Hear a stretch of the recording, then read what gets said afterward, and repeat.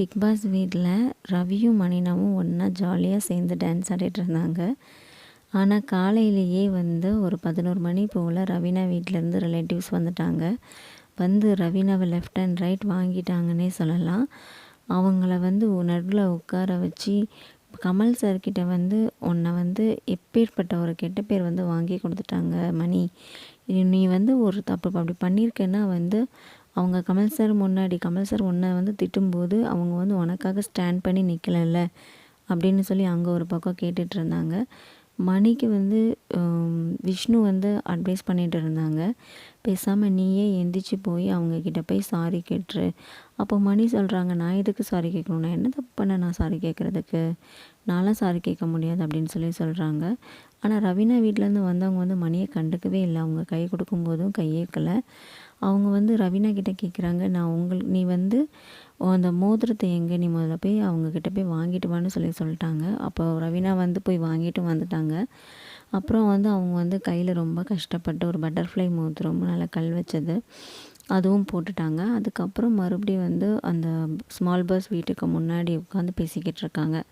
நீ என்ன வேலை பார்த்துட்ருக்கன்னு தெரியுதா, நீ எதுக்காக இங்கே வந்த அப்படி இப்படின்னு கேட்டுட்டு இருக்காங்க. அந்த கான்வர்சேஷனில் நம்ம நிக்சனும் ஜாயின் பண்ணிக்கிறாங்க. நிக்சன் இதே வீட்டில் என்னென்ன வேலை செஞ்சாங்கங்கிறது நம்ம எல்லாருக்குமே தெரியும்.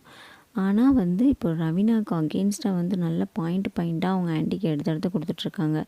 இவள் இப்படி பண்ணுறா, அவள் அப்படி பண்ணுறான்னு சொல்லிட்டு நல்ல பாயிண்ட்டாக எடுத்து கொடுத்துட்ருக்காங்க. அவங்க ஆன்ட்டியும் ரவீனாவை லெஃப்ட் அண்ட் ரைட் வாங்குவாங்கன்னு வாங்கிட்டுருக்காங்க. அப்புறம் என்ன நினச்சாங்களோ, நீ போய் மணியை கூப்பிட்டுட்டு வா, என்னால் நான் பின்னாடிலாம் பேசி எனக்கு பழக்கம் கிடையாது, ஸோ நீ அவங்கள கூப்பிட்டு வா, நான் முன்னாடியே வச்சு பேசுகிறேன்னு சொல்லிட்டு மணியையும் உட்கார வச்சாச்சு. இப்போது மணிக்கிட்டே அவங்க அப்படி அர்ச்சனைக்கு மேலே அர்ச்சனை. நீங்கள் எதுக்காக இப்படி பண்ணுறீங்க, நீங்கள் எதுக்கு இவளை ப்ரொடெக்ட் பண்ணுற மாதிரி பண்ணுறீங்க, அவளை அவள் போக்கில் விளையாட விடுங்க, அவள் கஷ்டப்படுறதை எங்களால் பார்க்க முடியல, நீங்கள் அவளை விளையாடவே விட மாட்டேங்கிறீங்க, அவளுக்கு நாங்கள் ரவீனான்னு தான் பேர் வச்சுருக்கோம், நீங்கள் யார் வேறு பேர் சொல்லி கூப்பிட்றதுக்கு, அப்படி இப்படின்னு நீங்கள் வெளியில் நாங்கள் இருக்கோம் அவளுக்காக, நீங்கள் அவளை ஒன்றும் பண்ணிக்க வேண்டாம், அவளுக்கு தெரியும் அவள் என்னென்ன பண்ணுறா, அதை எப்படி அவளுக்கு சால்வ் அவுட் பண்ணணும் எல்லாமே அவளுக்கு தெரியும். இனிமேல் உங்களால் அவள் சஃபர் ஆகக்கூடாது, நீங்கள் சும்மா அவளை நைட் நேரம் உட்காரச்சு பேசிகிட்டு இருக்கீங்க, அந்த மாதிரி இனி பண்ணாதீங்க அப்படின்னு சொல்லிட்டு ரொம்ப ரூடாகவே பேசினாங்க. ஒரு கட்டத்துக்கு மேலே மணியால் எதுவுமே பேச முடியல. ஆனால் அவர் முடிஞ்ச மட்டும் எக்ஸ்பிளைன் கொடுத்துட்டு தான் இருந்தார் அந்த காசு விஷயமாகட்டு. அதுக்கப்புறம் மறுபடியும் இவளுக்காக ஸ்டாண்ட் அவுட் பண்ணலை அப்படின்னு சொல்லி சொன்ன விஷயமாகட்டும் எல்லாத்தையுமே மணி அவரோட தரப்புலேருந்து எக்ஸ்பிளைன் பண்ணிட்டு தான் இருந்தாங்க. ஆனால் அவங்க ஆன்ட்டி கேட்குற மாதிரி தெரியல. ஒவ்வொன்றுக்குமே நீங்கள் இப்படி பண்ணியிருக்கக்கூடாது, இப்படி பண்ணியிருக்கக்கூடாதுன்னு சொல்லிகிட்டே இருந்தாங்க.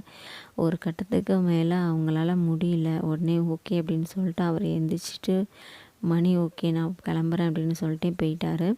அதுக்கப்புறம் ரவீனாவும் அவங்க ஆன்ட்டியும் ரொம்ப நேரம் பேசிக்கிட்டே இருந்தாங்க. அப்போ அவங்க வினுஷா நான் போய் பார்க்க போனேன்.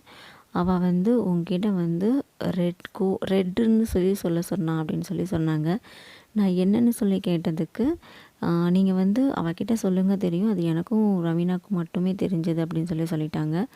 உடனே அப்படின்னு சொல்லிட்டாங்கன்னு சொன்னாங்க. இவங்க அவங்க ஆன்ட்டி ரெட்டுன்னு சொன்ன உடனே ரவீனா கோட் ரெட்டான்னு சொல்லி கேட்டாங்க. அவங்க ஆமான்னு சொன்னவொடனே, ஆனால் ரவீனா சமாளிச்சுக்கிட்டாங்க. கோட் ரெட்டா அப்படின்னா என்னதுன்னு தெரியலையே அப்படின்னு சமாளிச்சுக்கிட்டாங்க. ஆனால் பிக் பாஸ் உடனே அனௌன்ஸ் பண்ணிட்டாரு, நீங்கள் வெளியில் உள்ள விஷயத்த சொன்னதாலையும் ப்ளஸ் கோட் வேர்டு யூஸ் பண்ணதுனாலையும் இந்த வீட்டை விட்டு வெளியில் போங்க, இந்த வீட்டில் இருக்கிற தகுதி நீங்கள் இழந்துட்டீங்க அப்படின்னு சொல்லிடுறாங்க. அப்புறம் எல்லோரும் மாறி மாறி சாரி பிக் பாஸ், நாங்கள் தெரியாமல் ஏதோ சொல்லிட்டோம், எங்களை மன்னிச்சிக்கோங்க அப்படி இப்படின்னு சொல்கிறாங்க. ஆனால் பிக் பாஸ் கேட்குற மாதிரியே சரியில்ல. ரவீனா ரொம்பவே அழ ஆரம்பிச்சிடுறாங்க. அதுக்கப்புறம் பிக் பாஸ் அனௌன்ஸ் பண்ணுறாங்க, அதாவது நாங்கள் எதுக்காக இந்த மாதிரி ஃபேமிலி மெம்பர்ஸை வர வைக்கிறோன்னா, எங்கள் கண்டஸ்டன்ட் வந்து அவங்க ரொம்ப எல்லா ஸ்ட்ரகிளையும் தாண்டிக்கிட்டு இங்கே எங்களுக்காக விளையாண்டுக்கிட்டு இருக்காங்க. ப்ளஸ் அவங்கள சந்தோஷப்படுத்தி பார்க்குறதுக்காக மட்டும்தான் நாங்கள் வந்து இந்த மாதிரி உங்களை வர சொல்கிறோம். ஆனால் நீங்களும் இந்த மாதிரி வந்துட்டு விதிமீறல்லாம் பண்ணிக்கிட்டு இருக்கிறது நல்லா இல்லை அப்படின்னு சொல்லிட்டு பிக் பாஸ் வந்து சொல்லிட்டு அதுக்கப்புறம் மறுபடியும் சரி ஓகே நீங்கள் வந்து இனி இந்த தப்பை பண்ணாதீங்க அப்படின்னு சொல்லிட்டு க்ளோஸ் பண்ணிடுறாங்க. மணி ரொம்பவே அப்செட்டாகவே இருந்தார் அந்த நாள் ஃபுல்லாகவே. மணியோட அண்ணன் பொண்ணு அந்த ஒரு பொண்ணு குட்டி பொண்ணு வந்துச்சு. நல்ல சுட்டித்தனமாக அங்கே இங்கேயும் சுற்றி ஆடிக்கிட்டு விளையாடிக்கிட்டு இருந்துச்சு. அந்த பொண்ணு வந்ததுக்கப்புறம் தான் மணி ஆக்சுவலாக வந்து கொஞ்சம் அந்த மைண்டே சேஞ்ச் ஆச்சுன்னே சொல்லலாம். அதுக்கப்புறம் கொஞ்சம் நல்லா ஹாப்பி அந்த குழந்தை கூட விளையாண்டுட்டு இருந்தாங்க. இப்படியே அன்னைக்குள்ள எபிசோட் வந்து முடிஞ்சிச்சு.